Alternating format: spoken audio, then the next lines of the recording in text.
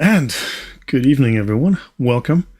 It's something like minus 8 degrees Celsius here in Poland, which is something like, I don't know, 10 degrees Fahrenheit. And yeah, it's freezing. And I hope you guys are having a wonderful day. I see we've got John Cody. Welcome. Mick M. Hello. Gina. Hey, been a while. Says I finally get to catch a live session. Yes, I had a wonderful Christmas season. It was a great time with family. Good New Year. Hope you did too. Hope all of you did. Valinus, hey, good to see you. Just Janice, good to see you. Shy, just working on my social credit score. Long name. James, welcome. Okay, yeah, so today I want to finish part 3 of my talk on woke, on totalitarian woke. Welcome, Joel Thomas. Yeah, so as you know, this talk has been about totalitarianism and the 8 psychological themes that are common within totalitarian and totalist movements, and how this actually connects into socialism, how this connects into the woke movement, and how, according to the scholars who've studied this, at least the 2 scholars that I've referenced, this is a result of Gnosticism. And they tie it back to Manichaeism. Manichaeism ties into some serious heresies which have, oddly enough, we can find that referenced in the work of Martin Luther, John Calvin. So this is something that I will be detailing more this year. I'll be going through the Gnosticism that has been remarked on by more than one scholar with regards to the work of the founding Protestants. Joel Thomas, Roseanne Rossi, welcome. Dan Simpson. Okay, yeah, let's dive into. Okay, so let me begin with what I was going to begin with. I'm assuming my audio is coming through just fine. Right. Okay, so let me have a look at this. Someone called Bo Rudder on YouTube, who's given me grief in the past. He left a comment because he was unhappy with me posting some unhappy news about Martin Luther. All right. The tunnel under the Brooklyn Synagogue. I saw that. Yeah, I saw all of that. Yeah. I need more information before I can decide. Okay, right. But did you hear about all the tunnels under Gaza? Lots of known kidnappees, right? Yeah. Okay. So now this painting is called Matron and Stalin. This is a Russian Orthodox. Now, someone mentioned in the comments that, Lloyd, you shouldn't make the mistake of failing to make the distinction between the Russian Orthodox and the Eastern Orthodox. Next, they're going to tell me that water is wet and sand is dry. But anywho, so this was on Bo Runner's profile. Now, of course, it's a profile pic, so it's really tiny. It's a little circle, but I noticed it. I'd seen it before. And but notice this is Stalin being presented as a saint. Now, there have been movements that have tried within that part of the world to canonize Stalin, to make him a saint of the church. And yeah, so let me just read a little bit about this, and so you'll understand that this Gnostic idea, these false ideas, are rife. They're far more common than you realize, and they not only have infiltrated into anti-Christian ideologies, but they are also infiltrating within the church. They are in the church. I mean, that's not something to be debated. I'll go into more of that this year as I have opportunity. So the painting is Matron and Stalin. So this is Bo Rudder's pick, right? Now, certain Orthodox adherents, now according to the information that I was reading up on this, when they say Orthodox, they're not restricting themselves only to Russian Orthodox. They're referring to Orthodox, that eastern part of the world. Right. So by this veneration of him in a biopic, I was assuming that he supports making Stalin a saint, or maybe Stalin is Soviet Jesus for this Christian. Right. So it's happened more than once in post-Soviet Russian history that religious figures and believers have attempted to fuse images of Stalin with those of Orthodoxy. Now, this is the Orthodox family. We're not saying, well, it's just the corner of 5th Street and 9th Avenue Orthodoxy, just that little 10 square meters. We're talking about Orthodoxy as a whole, right? So in 2008, a controversy erupted in St. Petersburg over this painting. depicting a disputed wartime encounter between the Blessed Eldris of Moscow, who's a recognized Orthodox saint, and Stalin. So this painting was deemed an icon. It caused the local church to dismiss the priest responsible for displaying it. They threw him out the door. Good. Despite the priest's argument defending Stalin as a man of faith. So, yeah, the son of nations. So some Orthodox are insane already, so this isn't even surprising, says Mr. Rock. Yeah, let's make Muhammad and Krishna saints as well. Yes, he should. Okay, yeah, let me just add a couple of comments, right? This is Stalin, 1953. Now, he led Soviet Russia from 1924 to 1953. The party cannot be neutral towards religion, and it conducts anti-religious propaganda against all religions because it stands for science, whereas religion is opposed to science. The party cannot be neutral towards the clergy who poison the minds of the workers. Have we persecuted the clergy? Yes, we have. The only unfortunate thing is that they have not yet been completely eliminated. That's a case for making this man a saint right there. Definitely. And then the Society of Militant Atheists, or also known as the Society of Militant Godless, under Stalin's orders issued the 5-year plan of atheism by May 1937, such as the plan, not a single house of prayer shall remain in the territory of the USSR. We will tear down every single church in the next 5 years. And the very concept of God must be banished from the Soviet Union as a survival of the Middle Ages and an instrument for the oppression of the working masses, because you know how Soviet Union government uplifted the working masses in gulags and stuff like that.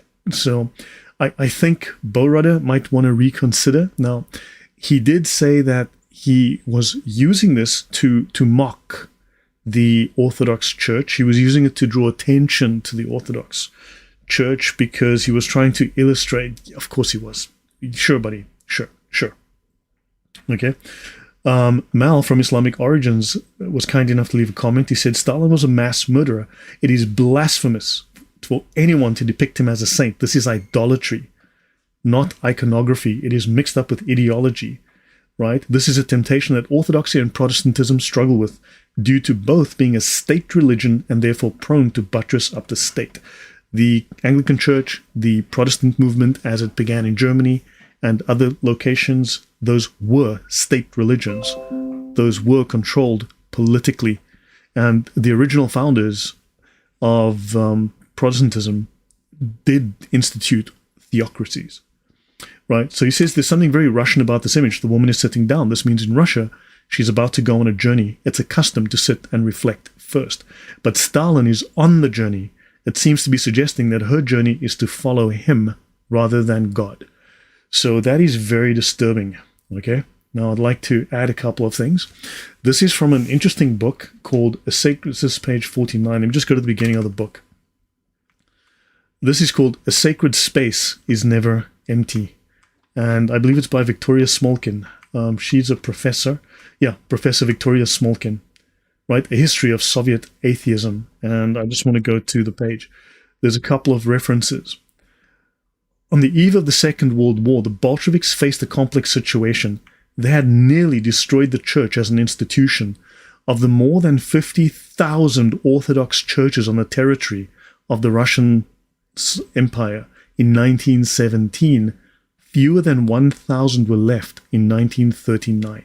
So under Stalin, they had destroyed 49,000 churches. So yeah, I think that's a reason to make the man a saint, unless I am missing something. Roseanne Ross says, I think this is why bishops are resisting movement on canonization of Blessed Fulton Sheen. He was exposing this. He converted Ballard Dodd. You know, I've listened to extensive discussions by Ballard Dodd, and there's something about it that bothers me. I don't know. Man, there's just something about it that's off. I cannot explain it, but I'm listening to it and I'm like, no, something's weird about this. I'm not saying she's wrong, but I don't think it's entirely accurate. And then Fulton Sheen declined to ask certain questions and declined to reveal certain information to the world.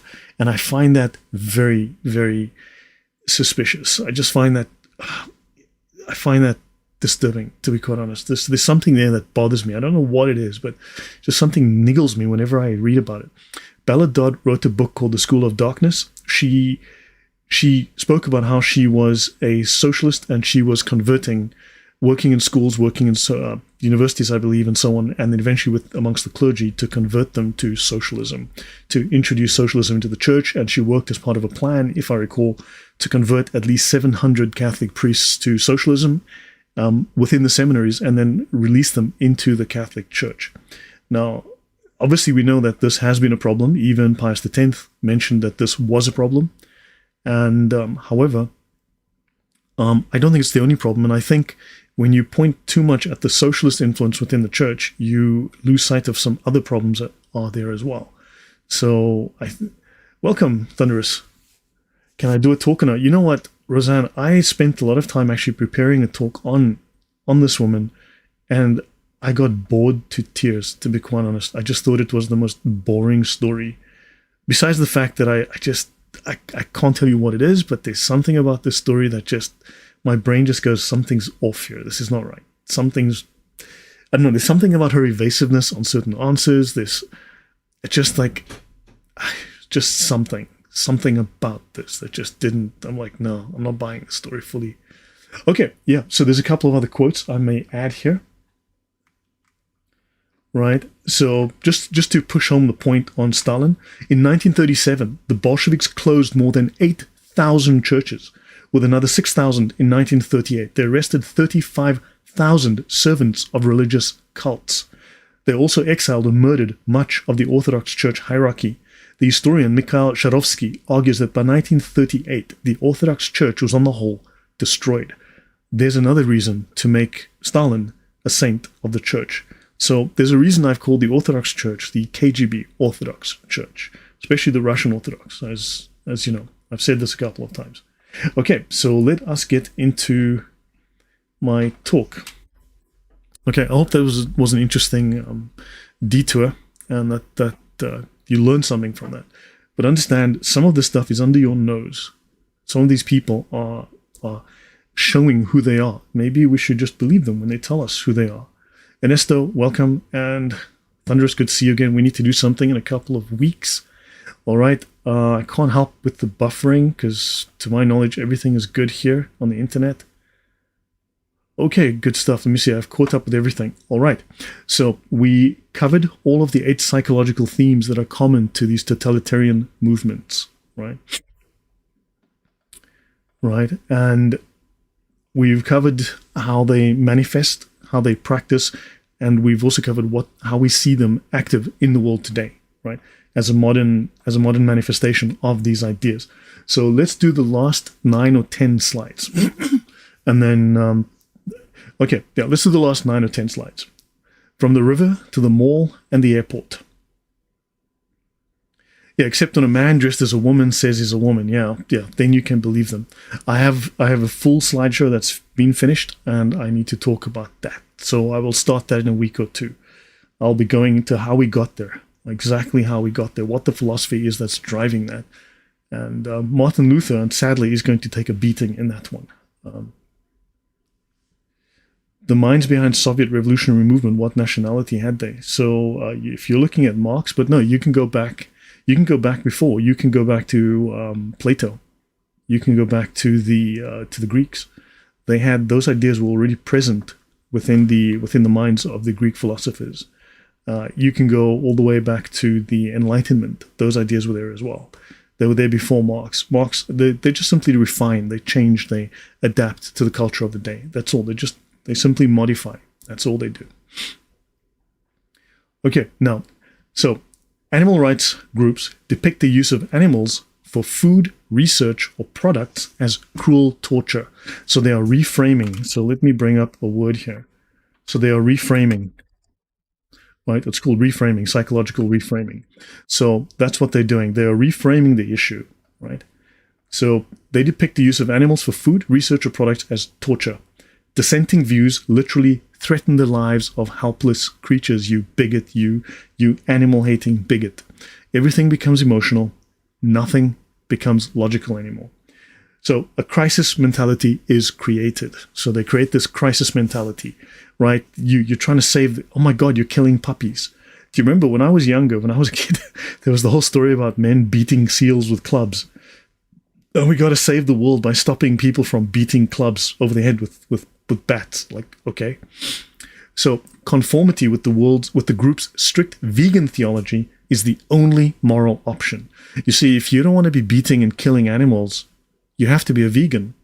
Now you, man, you can't spend 3 seconds in a lift with the vegan without them telling you that they're vegan, right?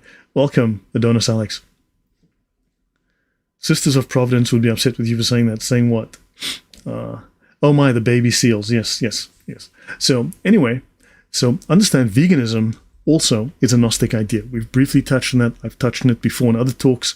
So this veganism is also because of meat. Meat is something that is too closely bound up with matter. It traps the soul. It traps remember, you are all gods. You're a sliver of God, a part of God, a particle of God is trapped inside the flesh, and you have to release it. That's why it's a death cult. They need to create death so they can release the good God, and they can then merge with the monad. Okay, and of course, yeah, there's something interesting about the monad we will discuss in a minute, but the term monad as applied to this context of a Gnostic monad, a religious monad, in this sense, comes from an Arab, right, in the 2nd century. And this would seem to be a Gnostic Arab. So there's a very interesting story about that. There's a really, really interesting story around that. Something that I need to discuss in the near future, because I will come back to Gnosticism. So what they do is they control, right, and they solidify their control through framing that twists the issues into a matter of life or death. Oh my God, they're going to kill the Palestinians. You know, we've gone from 500,000 Palestinians to 5.5 million. It's a genocide. Okay, so when you go from 1 to 5, it's a genocide. When you go from 5 to 1 million, it's a genocide, right? So, yeah, okay, fine. I think that's how the maths works. Yeah, plants are alive too. I don't know how they can dare to eat the plants, right? Now, we see lots of examples of this tactic employed across the ideological spectrum in Western politics and culture. Any group that relies on threats, fear, and a contrived crisis mentality to demand conformity has totalist tendencies. Thanks for subscribing, Disco. Now, understand, you've got the climate crisis, the climate change crisis, the global warming, whatever it's called today, the ozone layer, the global freezing that was going to happen in the 70s and 80s. I remember that, the global freezing. Oh my God, we're all going to freeze. We're all going to freeze.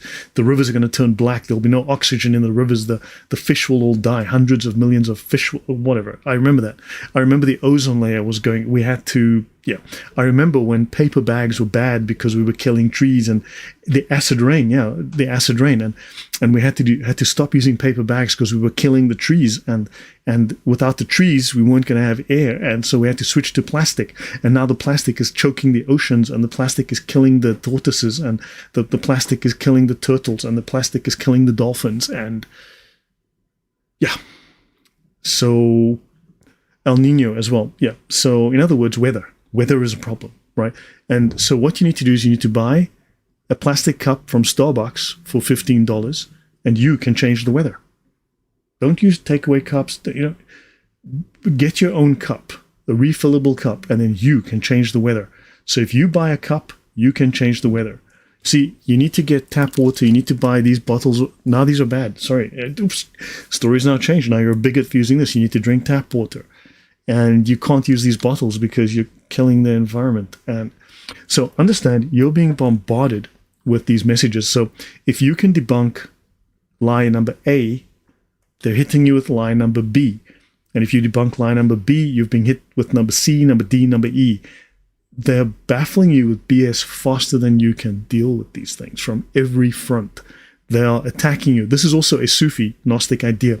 In fact, there's a poem by Rumi that says something about he has attacked you from every side to bring you to the center, right? Or something like that, which is a Sufi poem. They're actually utilizing a Gnostic idea, right? Yeah, lie number B. I know. I'm not trying to make sense. The stuff doesn't make sense. It's not meant to make sense. It's meant to be emotional, not sensible. There were acid rain images in our textbook. They were just normal erosion images. I know. So global warming had taken away all the water in South Africa. And then, of course, it was actually just water mismanagement by incompetent people. And, of course, it rained and all the dams were full again. So problem solved. There were some leftists on a podcast where Trent Horn was debating them. And they said that having sex with an animal was better than killing it.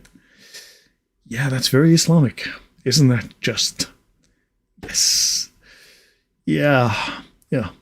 Okay. Yeah. So do you understand this irrationality? We've allowed this, and you have to call BS on it. You need to start speaking. Okay. Now, so we have seen radical Free Palestine violence, right? It is terrorism to use violence and force to make others submit to your political demands. Understand, that is terrorism. That is urban terrorism. However, there's something else here. They're also testing to see how much you will tolerate, how much they can get away with. They are moving, they're ratcheting, they are gaining ground, and you are ceding ground, right? The police don't act. Also, the fact that the police don't act is probably because they were told to stand down. The reason they're told to stand down is to create confusion, to create frustration within you, because you want order to prevail. But they don't, so they create despair. All of this, if this were an ideological campaign and your enemies were in charge, this is designed to create despair, to create confusion, but also they are testing choke points. If this is an enemy action, they are testing to see where they need to mount a blockade and how many people they need to be able to interrupt traffic and destroy infrastructure, to destroy free movement, to cut off traffic, cut off mobility. Understand, someone is watching this. If someone isn't deliberately testing this, then I can assure you the Russians, the Chinese are observing this and learning from this. They're learning to see where the choke points are, how many people, looking at response times, etc., etc. So chemtrails are acid rain, barium and aluminium, heavy lead and graphene. I believe so, yeah. Replacing things God made for man into God's own man, yeah. No, it's the opposite of Genesis. Yes, I agree, Thunderous, yeah. They will lose their power, yeah. The Chinese, of course. So India has the most cows. Man, I was in India and a couple of times. I spent a couple of weeks there once, and there was a cow that fell asleep in Pune at the main traffic circle in the city. It caused traffic chaos for 3 hours. I know, because I was stuck in that traffic. It was insanity. The police came and protected the cow. You weren't allowed to hoot, weren't allowed to wake up the cow. And 3 lanes of traffic had to be squeezed into 1 lane. It was insanity. Right? The same happened. I was in Goa. It was just nuts. Cow fell asleep on the road because it's nice and warm on the road. Cow falls asleep. Police come out. No hooting, no noise. Hours of traffic problems. Good God, this is insanity. Okay, they've been occupying malls, stores, and commercial areas, intimidating shoppers and business owners. So this threatens local economy and costs jobs. So that's part of what they want to do. Obviously, just, if they're Marxists, they want to destroy the economy anyway. So they spread fear that normal activity could be disrupted without warning.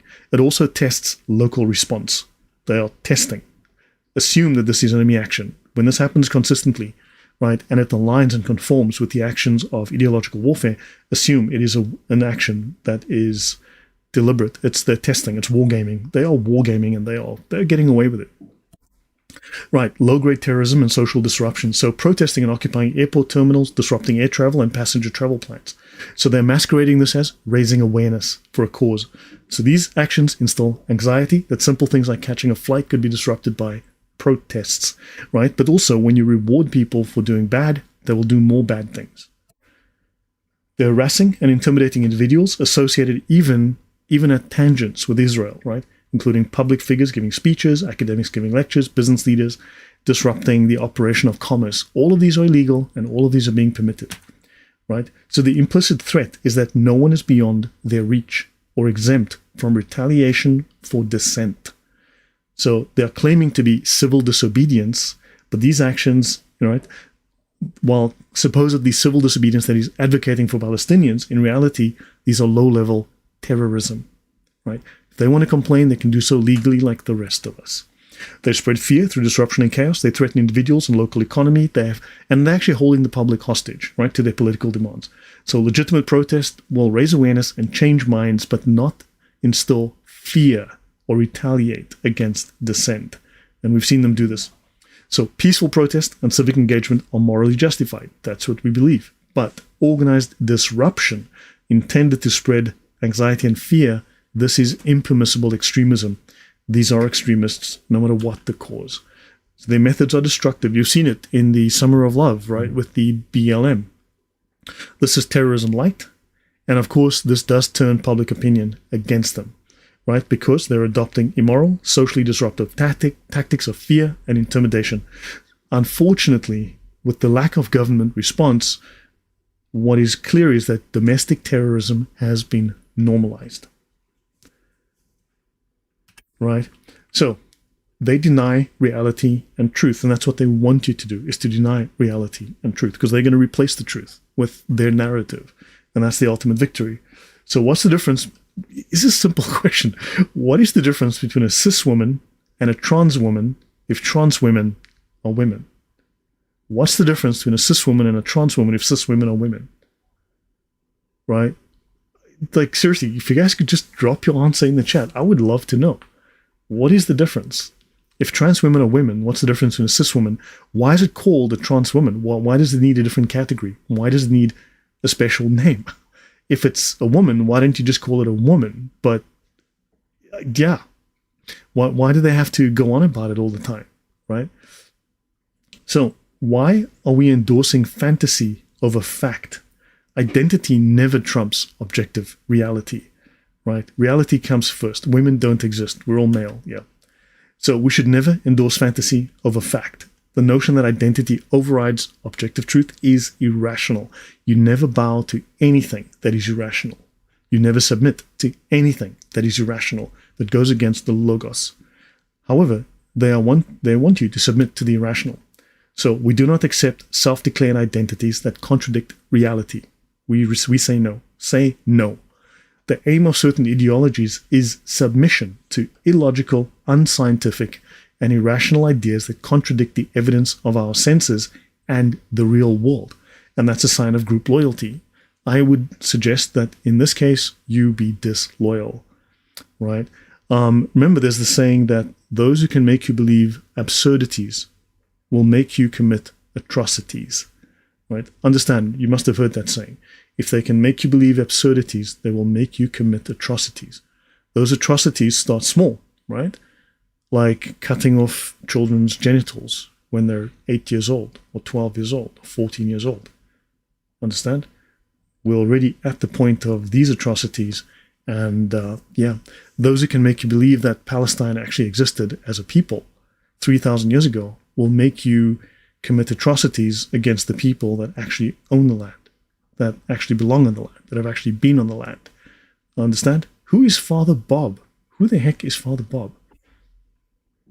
Yeah, this is the world being molded into the image of atheism predicated on Darwinian evolution, yeah. So, the slow infusion of confusion is Satan's plan. Correct. The scorpion on a frog's back, LGBTQ members supporting Palestinian jihad. Of course, yeah. Of course, that is insanity. So, yeah, Hinduism is Gnosticism. I would say that is the case. That entire religion is based on trust me bro sources. They're very similar. I actually did an analysis one day. I have never got into it, but I looked at the similarity between certain ideas in Islam and Hinduism, and I was amazed at the parallels. It was like, wow. So, okay, so identify as the king of the world, so now everyone needs to obey me because it's, yeah, exactly.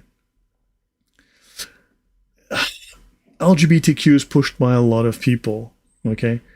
So, yeah, somehow I don't think it's exclusively what the Jews are doing, even though everyone wants to tell us that. And seriously, you know what? I had to have some work done on my teeth, and you know what? They found a miniature Jew in my tooth with a hammer, and sugar that was causing cavities in my teeth. Miniature Jews, what can you do, right? Miniature Jews. Jews cause everything, right? Jews gave me plaque last night. I had to wake up and brush my teeth because I had bad breath caused by Jews. That's how things are at the moment. Understand? So, yeah. And besides, Martin Luther was a superb propagandist. He would make Goebbels blush, right? How effective he was. And I'm going to do a talk on that in the future. You're going to understand that Martin Luther was a liar. No, let me rephrase that. Excuse my French. Martin Luther was a fucking liar. Okay? Let me be very, very clear. We're going to be talking about this man at length over the next few months. So, yeah. And so Protestants should really not be all excited about the things that they claim are their own fancy ideas because they learned their ideas from an absolute propagandist and liar. He did say all synagogues should be burned. Yeah, he did. Jews. He also said we should have killed all of the Jews. That was one of his last statements while he was still alive. So, yeah. So, a cis woman has 2 X chromosomes, and she was born with natural female anatomy. A trans woman was born as a biological male with XY chromosomes and male anatomy. There's a clear and obvious difference, right? No amount of hormones, no amount of surgery, or claims to identity can change the underlying basic biological scientific facts. To identify as and present as a woman, right? Typo, right? To pretend to be, in other words, does not make them biologically equivalent. So Roseanne, he says, I wish my son would listen to you. He'd love you. How so? Luther was obsessed with excrement. Why would anyone want to call themselves a Lutheran? Well, I had a Lutheran tell me that that the Catholics, Jan van Eyck, named them as a slur. He called them Lutherans, and unfortunately that's why they have this name. But Lutherans don't actually listen to Luther. They changed the doctrine. I'll be talking about that at length because, yeah, Lutherans. So let me see. If you can distort reality, it can lead to transhumanism, which can permanently change humans beyond reversing. Well, that's what the trans movement is already, right? His mother-in-law is Protestant, yeah. Okay, so let's continue. So to claim otherwise is to deny basic science facts about human sexual dimorphism. We're a dimorphic species. We have male and female. We've got this division within our species. Women are defined by biology, not by how you choose to identify. And if anyone asks, I identify as smarter than the idiots who disagree with me. Very simple. Right, so let's do a logical analysis. What's the difference between a cis woman and a trans woman if trans women are women? Premise 1. Ideologues claim that trans women are women. Premise 2. There are separate categories called cis women and trans women. These two premises contradict each other, right? If trans women were women in the same way that cis women are, there would be no need for separate categories called trans women. We would simply call them women. The fact that we distinguish between cis women and trans women shows that there's a meaningful difference between the two. Remember, they also cannot simply allow this category division to be invisible because they have to rub it in your face. They have to make you submit to the group ideology. You're an enemy. You will either submit or they must destroy you. You need to understand you have enemies and you need to treat them as enemies. So women are biologically defined as human females, meaning members of the sex that can bear offspring. Personally, my view is take them all, dump them on an island, and we go back in 100 years and their ancestors, well, we see how many of them are there, okay? And then we let them back into society. Well, as we all know, they can't have kids. 2 men are not going to have a lot of kids. So because they cannot have their own children, they have to indoctrinate yours. Right? Cis women meet the biological definition. They produce eggs and they can have children, as they were born with 2 X chromosomes and female reproductive anatomy. And that's Roman, that's fantastic. Why do archaeologists never find trans women bones? Yeah, archaeologists only seem to find 2 sets of bones, men and women. That's it. Yeah, that's archaeology. So trans women were born biologically male with XY chromosomes and male anatomy. No amount of surgery, hormones, or identity changes can make a trans woman's biology equivalent to a cis woman's biology. If I'm wrong, prove me wrong. Now notice, these people reject material reality. Trans women may pretend to be, right, women, but that does not make them biologically women. Identity does not change objective facts of human sexual dimorphism. If the claim trans women are women were logically or factually consistent, there would be no need to distinguish between the categories. The existence of separate categories demonstrates there are real, meaningful differences between the two groups already, which implies they cannot be equivalent or interchangeable. If you've got some guy who's put on a wig, well, let's do an artificial insemination and see if they can have a kid. Let's find out. Right? The premises are logically contradictory. Now, it violates logic. In the Gospel of John, right? In the beginning was the Logos, right? The Word was God. The Word was with God, if I say that correctly. The Logos was God, and the Logos was with God. Logos is the Word, but Logos is where we get the word logic. Okay, Jesus is the Logos, right? He is logical. He is the Word, but the Word is also logical.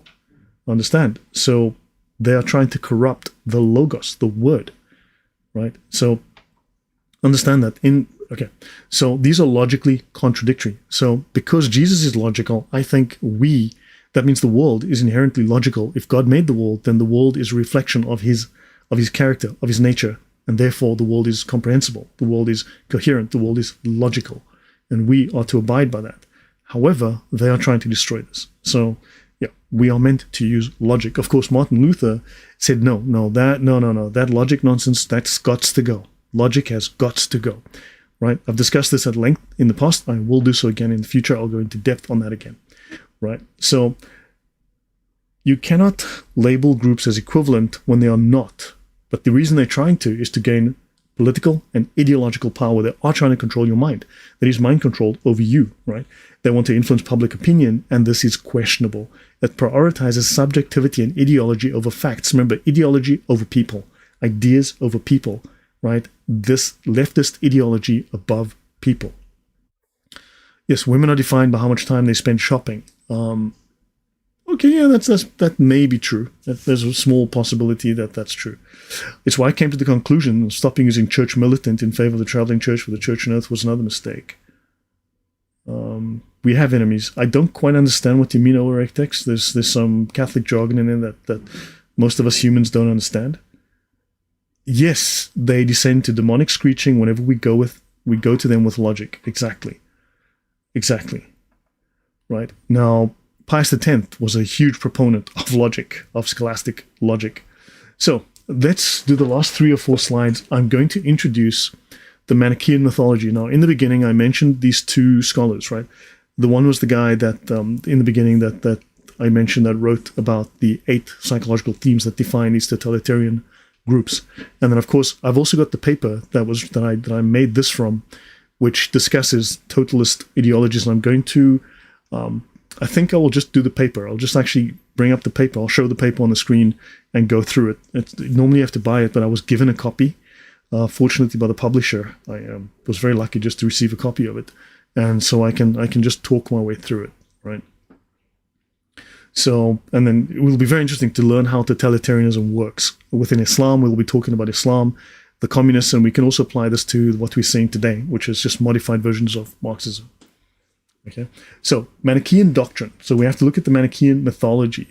So the Manichaean doctrine teaches that the universe, so the authors originally stated that this whole woke doctrine is Gnostic, specifically Manichaean.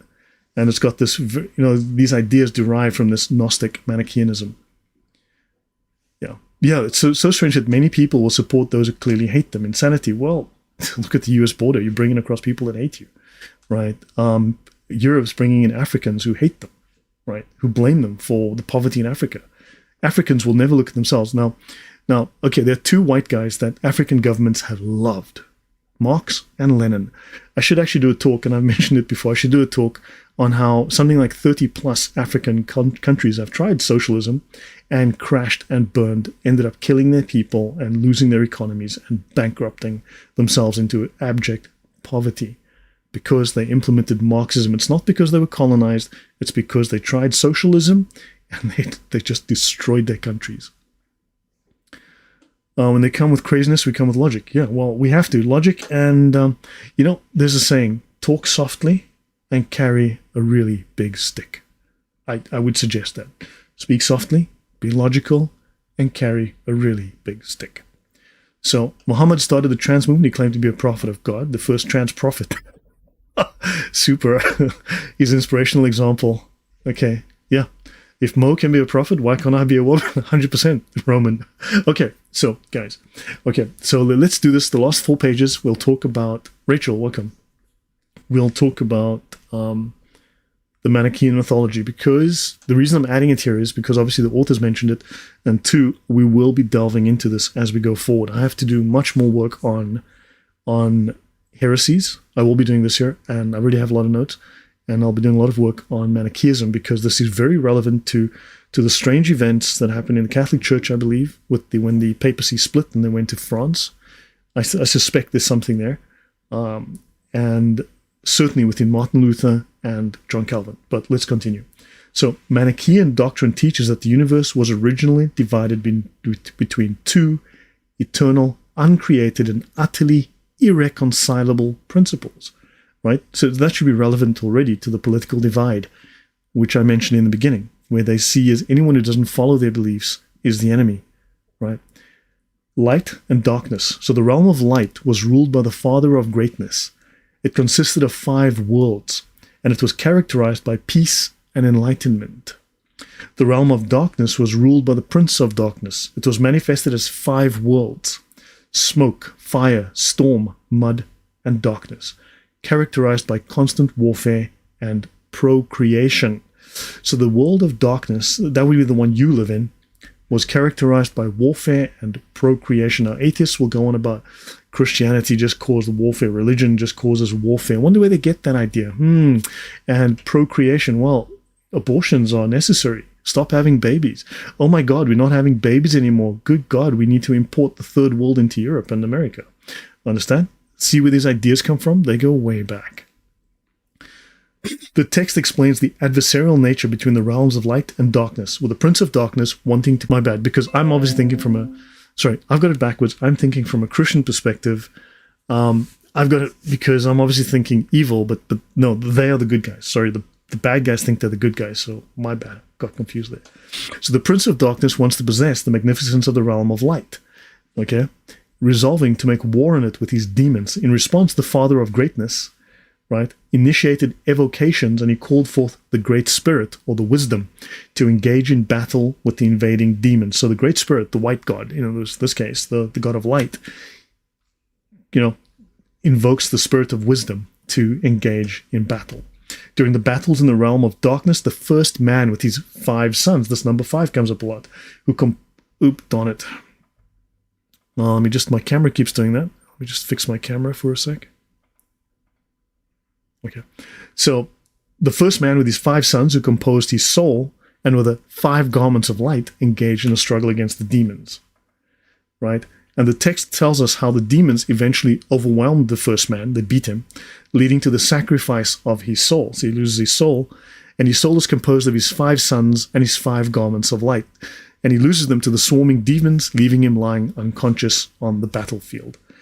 Villainous says, bit like the woke. They think they're the good guys, but are really the bad guys, of course. Yeah. So, as a result of this conflict, the light, which was the substance of the soul of the first man, becomes engulfed by the darkness of matter. It gets trapped in matter. And over time, this light was poisoned by matter, and it lost consciousness of its God nature, right? So, sounds super pagan, I know. Now, here's the thing. This is Manichaean mythology, right? I bet you, if you go look at Jimmy's version of Manichaeism on 9th Avenue, and you compare it with Johnny's mythology of Manichaeism on 3rd Avenue, I bet you they're going to have some incompatible differences. And that's the standard story. That's the standard story, right? But then you look, there's been thousands of these Gnostic sects. They're all going to have incompatible, utterly contradictory stories. Do they see this as a problem? No, because it's your truth. It's your truth. The fact that there's no objective truth and it's just fairy tales you're making up left and right, not a problem. So that's how you can make up your own gender. Do you understand? You're just making up your own gender because you can make up your own nonsense cosmology. So the recovered consciousness of the first man leads to a call for help to the Father of Greatness. And then the second evocation, the second regeneration takes place, or calling forth takes place, involving the living spirit. So gender fluid, very fluid ideology, exactly. It's extremely fluid, yes. So involving the living spirit. Now the living spirit comes and calls forth 5 sons to descend into darkness to find the first man. Have I explored the Summa Contra Gentiles by Aquinas? A little bit. No, not a huge amount. A little bit. I spent more time looking into Irenaeus. I was doing that today, in fact. So the living spirit then sent out an awakening call to the first man below. And the call, together with the first man's answer, rises from the depths to the realm of light, leading to personification of reflection of life, or the great idea. does this sound like crazy? Because this sounds crazy to me. So yeah, they call down to the first man, and his answer becomes personified. This encounter, described in the doctrine of Manichaeism, discusses cosmic and spiritual themes. This story sucks. I know, it's boring. Embodying the eternal struggle between light and darkness, and the quest for redemption and transcendence, and to return to the light. Right? So this understanding of the Manichaean doctrine provides context for the reference in this text the original text called Totalism and Totalitarianism, where the concept of Manichaeism's teaching and its cosmological implications illuminate the foundation of the ideology of totalism and its philosophical underpinnings, right? So who was Manichaeus, or Mani, or Manes, right? He lived from roughly 216 to 276. He was a Persian, so that's the same area that Zoroaster came from. And religious teacher, he was founder of the Gnostic religion of Manichaeism. It feels like the deification of man, and that's interesting. That's a very fair point, Villainous. Yeah, the deification of man. Yeah, man rising, and yeah, very much. Atheism is the How many atheists don't say we are gods? I thought it's a non-religious organization, but okay. Modernism. Exactly, Roseanne. You'll find all of these elements in modernism. That's part of why I'm doing this, because modernism is made up of all of this craziness. So it claimed to be the culmination of Zoroastrianism, Christianity, and Buddhism. Didn't Pius talk about the synthesis of all heresies? Well, this was a synthesis of Zoroastrianism, Christianity, and Buddhism. So now you're looking at these syntheses of different ideas, incompatible ideas squashed together, and then suddenly you've got this new theology with these incompatible ideas. Now, his Persian name was Shuriak, or Kubricus in Latin. In the doctrine of Manichaeism, the teaching of light, as it was called, the universe was originally divided between two eternal, uncreated, and notice the Quran is uncreated. Here the universe is uncreated, and utterly irreconcilable principles, light and darkness. The realm of light is located in the north, tended upwards, and extended infinitely to the north, east, and west. Right? It was ruled by the father of greatness, identified with Zurvan in Persia. It was manifested as 5 worlds: nous, the mind; Ennoia, thought. And probably Ennoia has certain subtle meanings of a particular kind of thought. Phronesis, which is prudence; enthemesis, reflection; and logismos, reason. Not logos, but reason after a fashion, okay? Which are surrounded by a great number of aeons. 12 of these aeons, the firstborn, surround the Father, 3 to each quarter of the heavens. 12 aeons, 12 disciples. No connection at all. So the realm of darkness, or the Hylae, was located in the south, right? It tended downwards and extended infinitely only to the south. It was ruled by the Prince of Darkness and was manifested as 5 worlds: smoke, fire, storm, mud, and darkness. From each of these 5 worlds grew a tree, and from the 5 trees came the 5 species of demons. The demons were divided into two sexes. Look at these transphobic, bigot demons. Disgusting. No wonder they're demons. They had believed in 2 sexes. And their existence was characterized by constant warfare and procreation. Things that have babies must be killed. Isn't that odd? Yeah, we must have abortions. Each world of darkness was ruled by an archon: a demon, a lion, an eagle, a fish, and a dragon. So the Prince of Darkness combined within himself the attributes of all 5 archons. Yeah, okay, sure, man, this is probably makes a good comic. Gnosticism to me sounds like a lot like New World religion with the mixtures of theology. Yeah, of course. Roman says in Germany we have 300,000 registered healers and light workers that are fighting back against the demons. Yeah.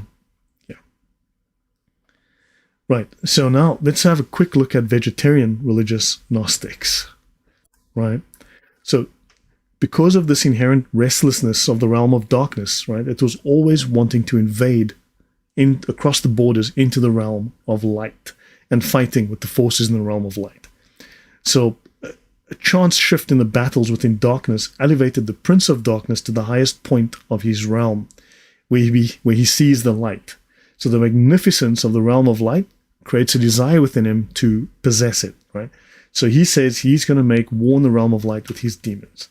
So the Father of Greatness sees that it was necessary to meet the challenge of the forces of darkness. His eons, though, are, the good, we come in peace, right? We come in peace. His eons are only meant for peace, and they couldn't do battle with the demons. So the Father went to battle himself. To do this, he calls forth 3 evocations of himself. In the first evocation, whatever the heck that means, the Father called forth the Great Spirit, or wisdom, called Sophia. Right? This is their version of, Sophia, that becomes a Gnostic term for wisdom, right? Science, falsely so called. So the Great Spirit protected the mother of the living, and the mother of the living projected the first man, right? Which is identified with Ormazd in Persia. The first man with his 5 sons, fire, wind, water, light, and ether, which is very New Age, right? Very occult, right? Who composed his soul, and were also the 5 garments of light, which made up his armor, descended into the realm of darkness to do battle with the invading demons. Great story. True story, bro. The Manichaeans, right? So that's the story. So the Manichaeans rejected the Eucharist, right? And they rejected most of the Christian sacraments, right? They replaced the Christian sacraments with their own ceremonies, right? Of prayer, of recitation, and reading of scriptures, their own hymns, their own singing, their own fasting and feasting, and their own form of confession, which is, oddly enough, in practice, very much what the Protestant religion did. Right? The Protestants also replaced Catholic practices the same way. Right? So the central ritual of the community was the table, as they called it, a daily common meal. The table. Hold on, didn't Jesus sit with disciples at a table and have a meal? Yeah, I don't know. Does this sound familiar? Okay. And in this case, the hearers would ritually serve. Remember, like 99% of these people are like the lower level, the ones who listen, and then you have the elect, right? Just like Calvin's elect, right? So the hearers would ritually serve, and the elect would consume. But now, the elect had to eat foods that were considered to contain a high content of light, right? Such as cucumbers, melons, wheat bread, fruit juice, and so on.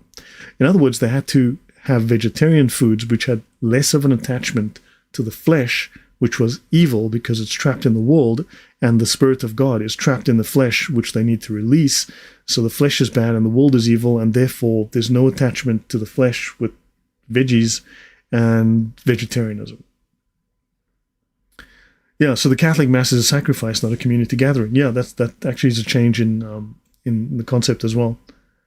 Yeah, so interesting, right? So here you've got the reason for vegetarianism was religious. I've covered that before. I've discussed it before. And then final page, and now we're finishing up. So now you've got these heretics, right? So that idea. Okay, did I miss anything? Sounds like a colonic diet. Yes, it does. Does dolphin-safe tuna count? No. What about canned beans? Probably good. Probably good. Beans for breakfast. Okay, because as you know, beans are a musical fruit. And these guys had their own form of singing, and maybe the beans were an assistant, somehow assisted them in their musical endeavors. So, right, now we go from these woke ideas, right? So now we're talking about Gnostics and the crazy ideas the Gnostics had, right? Which are just as weird and crazy as the ideas of I'm a furry, I'm a woman, whatever, all of that nonsense. These ideas carry through, right? These ideas never quite go away. They come back in Europe, especially southern France, in that area. Southern France, northern Italy, stuff like that. So they consider that the light contained within animals was considered too closely bound to matter for liberation through digestion. You couldn't properly digest food that was bound in the flesh, right, to get the light out. You couldn't extract the light and increase your count of light. So you had to be vegetarian. Do you understand? Vegetarians have all sorts of nonsense ideas. It's actually an old Gnostic religious idea that they are pushing, right, so that they can extract the light and increase their light count and make them more creatures of light or whatever. So the Manichaeans celebrated the annual Bima, or the Master's Chair, right? This was a feast in spring to honor Mani's death which concluded the 30-day feast for the hearers, or fast for the hearers, right? So, of course, they had a 30-day fast like Islam does. Despite its official, and I know that Bala, who did a talk on Islamic origins many years ago, he discussed the very close parallels with Manichaeism and Islam, right? So there are very close parallels to Manichaeism and Islam. However, the Cathars and Albigensians were a group that also very important. We'll discuss them now at the end. So officially, this group dies in the 6th century, right? Why did I say CE? Christian era. When you see CE, just tell people Christian era. It'll annoy them, right? But similar groups emerge, right? Lasting well into the Middle Ages, right? Notable among these are the Bulgarian Bogomils and the Cathars, or Albigenses, in southern France, or in the Languedoc region, right? These later sects, they share certain beliefs and practices with the original Manichaeans, and they faced persecution from the political religious power, like their predecessors. What is interesting, though, is a couple of things. The philosophy that Martin Luther drew upon, more than one historian, more than one commenter has noted that Martin Luther's ideas align very well with the Manichaean ideas, right? There's actually an alignment, a parallel with the ideas of Mani and certain concepts that come from Mani's thinking and his Gnostic theology that are tied to Martin Luther. That's something I'll be talking about in the future. And these Cathars and Albigensians, when you look at in the 16th century, when the Protestant religion began, when the Protestant schism started, because biblically, one of the pillars of the church that recognizes that a true church must have an apostolic succession. And I have covered this. I've done a specific talk on this, two shows on my channel. The Protestants between the 16th and the 18th centuries, between the 1500s into the 1800s, were making claims that they were apostolic. And every single Protestant church, to prove their apostolic lineage, they claimed that they were related through the Albigensians or the Cathars. Now, we've just shown you how absolutely bat poop insane, right? How absolutely nuts this Manichaean / Cathar / Albigensian mythology is. It is complete and utter hogwash. Yet, the leaders, the founders, these leaders of these Protestant denominations were all claiming, hold on, we know that we have a legacy that links us directly to the apostles through the Cathars, through the Albigensians, because they are the closest to the original church. No, they're closest to the Manichaean Gnostic heretics. Do you understand the problem that I have here? That if major leaders of the church after the death of Calvin and Luther were saying, well, of course we are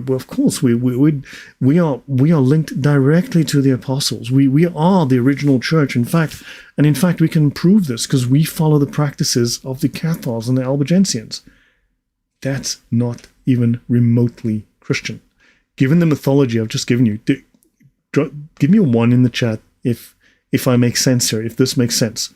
If this demonstrates the concern that I have about this, why this is nuts.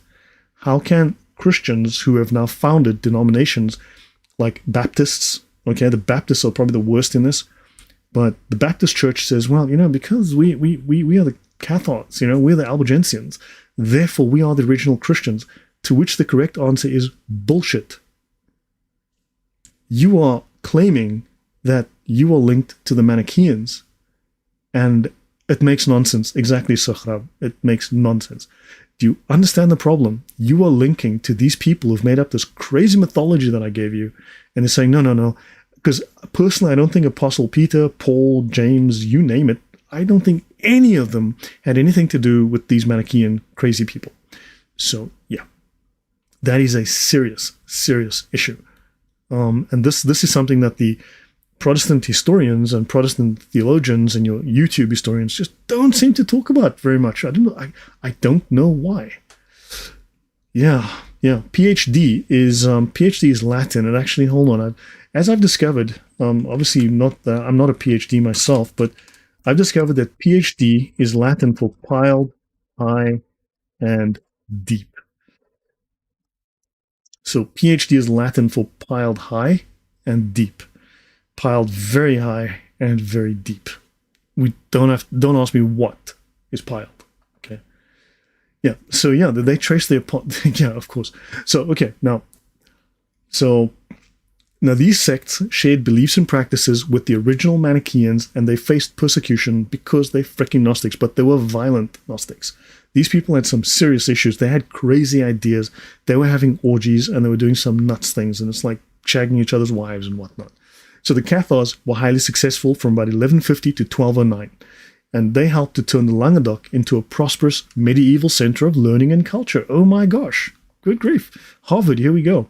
So the birthplace of the troubadours were Christian, Cathar. Notice the history here talks about Christian, Cathar, Jewish and Islamic scholars freely intermingled and discoursed upon theology.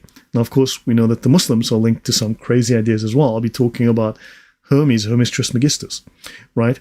And the Cathars were probably highly influential in the development of the traditions of the Holy Grail, and may have also influenced the Knights Templar.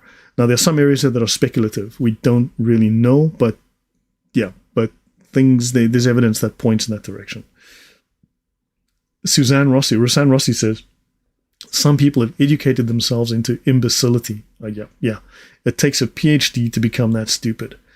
So some scholars believe that what we know today as the Hebrew Kabbalah was codified in the spiritual melting pot of southern France and Spain during these times, which is actually interesting. Let me show something. I'll finish in a few minutes, but let me actually go to, let me go here. Let us look up Kabbalah. So, okay, I typed in Kabbalah with a Q, right?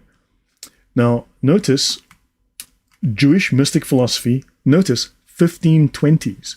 People say the Kabbalah or the Kabbah, let's have a look, the Kabbalah, right? So people talk about the Kabbalah being really ancient. No, it's not. It dates to the 1500s. Prior to that, you had Merkava mysticism. Now, there are issues with the rabbis in the sense that it's very likely they were taking some crazy occultic ideas from the Zoroastrians, from the Iranians, right? What we call Iran today. But that aside, notice they speak it from medieval Latin, Kabbalah, right? From Mishnaic Hebrew, Kabbalah, reception, received, law, tradition, right? So to receive a tradition, right? Especially tradition of mystical interpretation of the Old Testament. From Kibbul, to receive, admit, accept. And notice it says something that is usually utterly neglected, and I don't know why, right? Compare Arabic Kabbalah. He received, accepted. Hence, any secret or esoteric science. But notice Arabic Kabbalah. How come we're not told about the Arabic Kabbalah?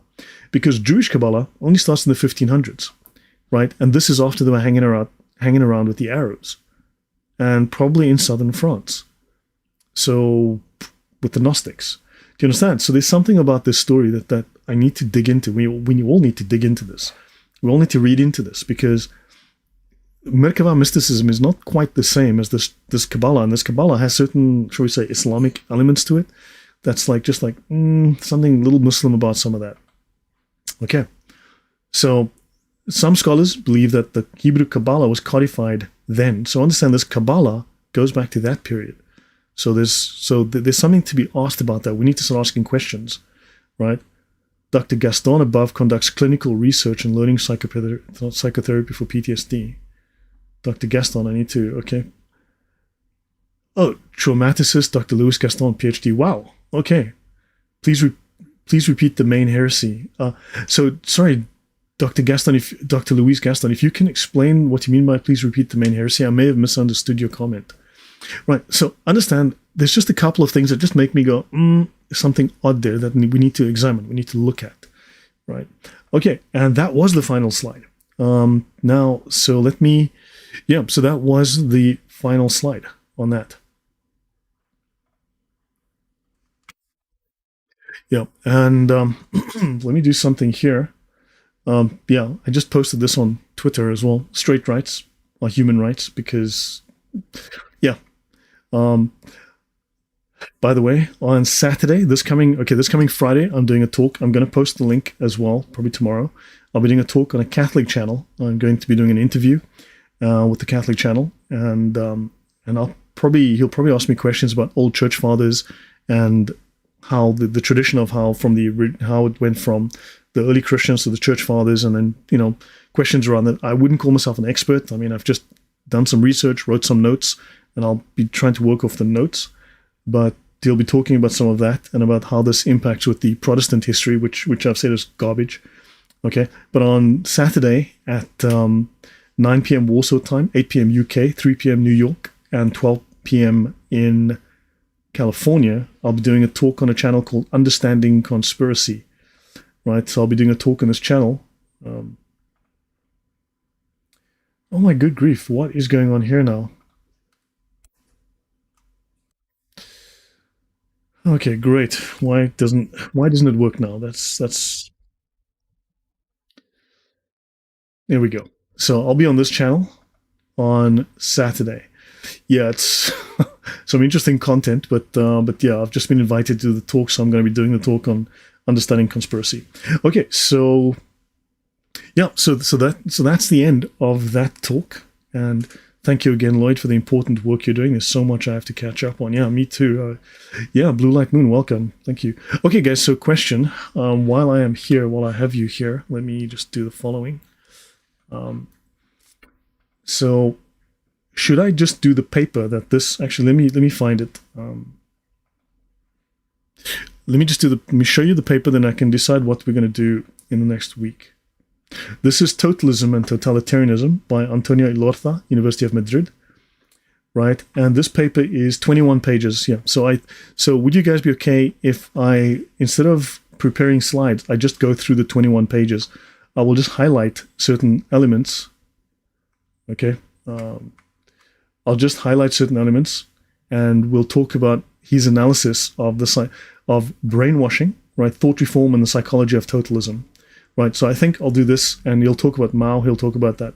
Okay, yeah. So I'll go through the paper because it's a really well written paper. It's easy to understand. This guy's an expert in his field, and he's going to be talking about this, and we can relate this to what we're seeing in the woke movement, right? And so I'll just go through this, and yeah. So there's some very interesting stuff. He talks about the same things that James Lindsay, Conceptual James, talks about. So this is 21 pages, shouldn't take us too long to finish. I'll do this in the week.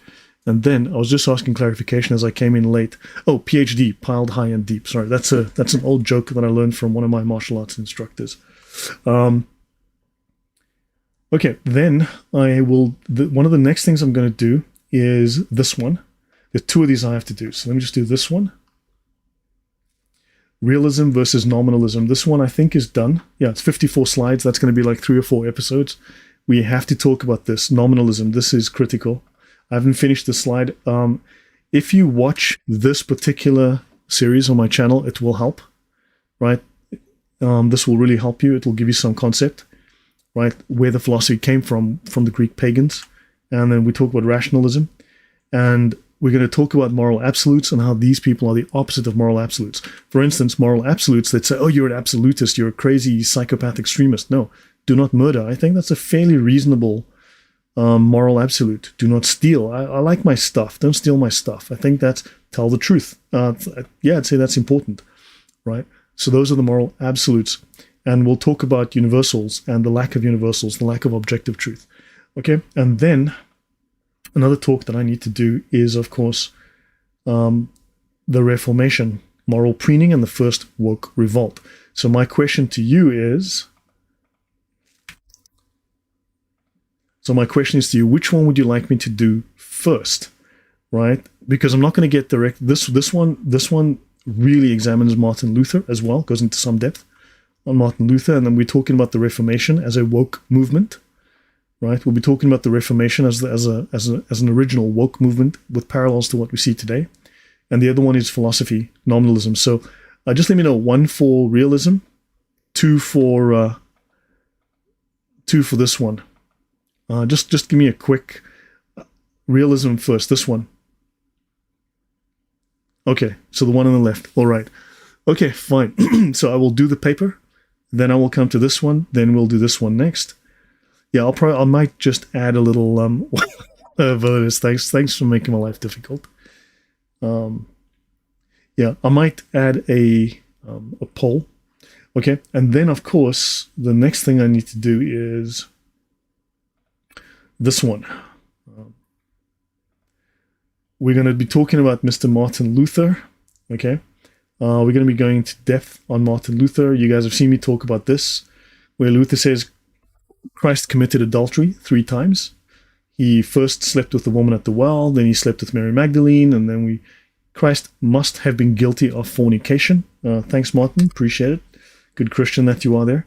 Okay, we're going to be talking about how Luther basically stated that it's okay if we kill disabled people. You know, that's okay. They're disabled. They're not real people.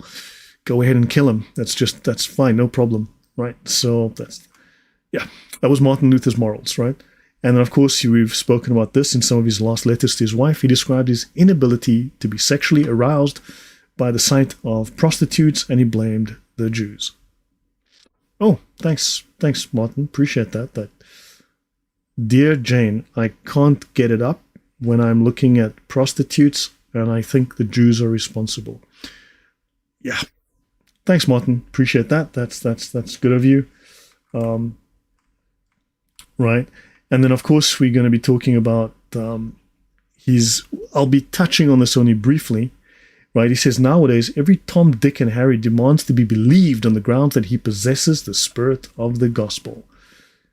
Yeah, this is Martin Luther, but we'll talk about the relevance of this, how this is important. That's a whole different discussion, right? And, of course, the theocracy and the wars that he started. Good man. Okay, and then we talk about how he was a nominalist.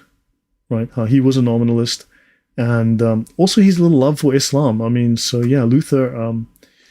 For instance, I'll give you an idea here. This is a paper on Luther, and I've got the original. This is in his books. This is Luther's own words. Okay, I've got the references. I will be showing those.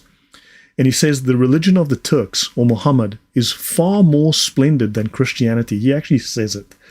Our religions are mere shadows compared to Islam. Our people we're just more crude compared to theirs. Not even true Christians, not even Christ himself, nor the apostles or the prophets ever exhibited so great a display of religion. We just don't practice our faith as well as these Muslims do. Not even Christ himself was as good as Muhammad and his followers. Thanks, Martin. Great. Good to know. I sincerely believe that no papist, no monk, no cleric, or their equal would be able to remain in their faith if they should just spend 3 days amongst the Muslims. And Martin Luther looked forward to the probability that Christendom would be engulfed in Islam. Now, of course, this is where you get actually, Martin Luther actually said that the Turks are bad. Yeah, but then the next week he said the Turks are just amazing. Not even Jesus could hold a candle to the Turks, to the Muslims, and we should all become Muslim. So here you've got the problem of abrogation. The Quran says A and the Quran also says B. Martin Luther was no different to Muhammad in that regard. And we've got the same problem. So I don't know if you guys understand, there's an issue here. Maybe Luther was monad Unitarian, saying he taught that Jesus sinned. Yeah, he taught that Jesus was shagging at least 3 women, right? So yeah, that's good old Martin for you, right? And that's actually, this is literally in his works, okay? He wrote that. I've got the notes. He wrote that. And then we need to talk about the early church. Oh, and then of course, final thing. I'll end here, guys. It's been going longer than I thought, but hopefully you find this interesting. He also does write in his preface. So this is in his own writing. He writes this. This is not me paraphrasing. Martin Luther writes this himself. He writes in the preface to the letter of St. Paul to the Romans, he says, unless you understand these words in this way, you will never understand either the letter of St. Paul or any book of the scriptures. Right? Now he's saying you must only listen to me. What he says in his writing is you must only follow my interpretation, only mine. Be on guard against any teacher who uses these words differently, no matter who they are, whether Jerome, Augustine, Ambrose, Origen, or anyone else, as great or even greater than they. Now, who is greater than Origen? Who's greater than St. Augustine? Well, that would be the apostles. So he says, ignore anyone who disagrees with my interpretation and opinion. Right? Donation from Roman. Thank you very much, Roman. Much appreciated. So Martin Luther says, ignore everyone who disagrees with me, no matter who that is in the early church, which by implication means even the apostles, you will listen to Martin Luther's opinion and no one else's. So this is not Bible alone, this is Luther alone. So guys, I'll end it here. So thanks very much for your time. I hope you learned something useful. I hope you gained something out of it. And any last questions before I go? Dan Simpson says, with Tom, Dick, and Harry, Apostles of Luther. No, that's just in the American version. Hold on, let me go and show you. Well, let me show you that in the American version of Luther's works, they're simply using American idiom. So I've got here the entire library of Martin Luther. So for instance, this is the entire library of Martin Luther. I've been able to purchase all of Martin Luther's works in English, right? This is the Yaroslav Pelikan translations. I believe the German version is even more complete, but this is all of Luther's works. I think it's 58 of them. Yeah, so they're just using American idiom when they are translating into English. Yeah. Okay, yeah. Okay, yeah, I guess. So yeah, I've been working through these now. The search is not as easy as I would like it to be. But so guys, that is that. Yeah. So hopefully you've learned something helpful and useful. Hopefully it hasn't been dull. And let your friends know about it. Do like, do share, do subscribe. Welcome to follow me on Twitter as well. And thank you guys for your time, for the comments, for the interaction. And I will see you guys in a few days. So, I'm live on Friday on a channel. I'll post that in my community section. And on Saturday, I'm doing the other interview on understanding conspiracy. All right. So there are some Christian sects who claim Christ was a sinner who needed to repent. I believe they are. Yeah. Yeah. Yeah. So these are Gnostic ideas. These are completely Gnostic ideas. And it is very much prevalent within the church. Yeah. So guys, I'll make the papers and everything available. I need to do that. So when I do the paper, I'll make a link to the paper available, but I can't give away my copy because it's an original copy with all the editor's comments and everything in it. And the original one, I don't know what it costs behind the paywall, but I'll certainly share the link so you can see it's a legitimate paper, and also the link to the original book that the paper also draws upon as a reference. Okay, guys, so thank you. A good night. God bless. And we'll see you soon. Take care.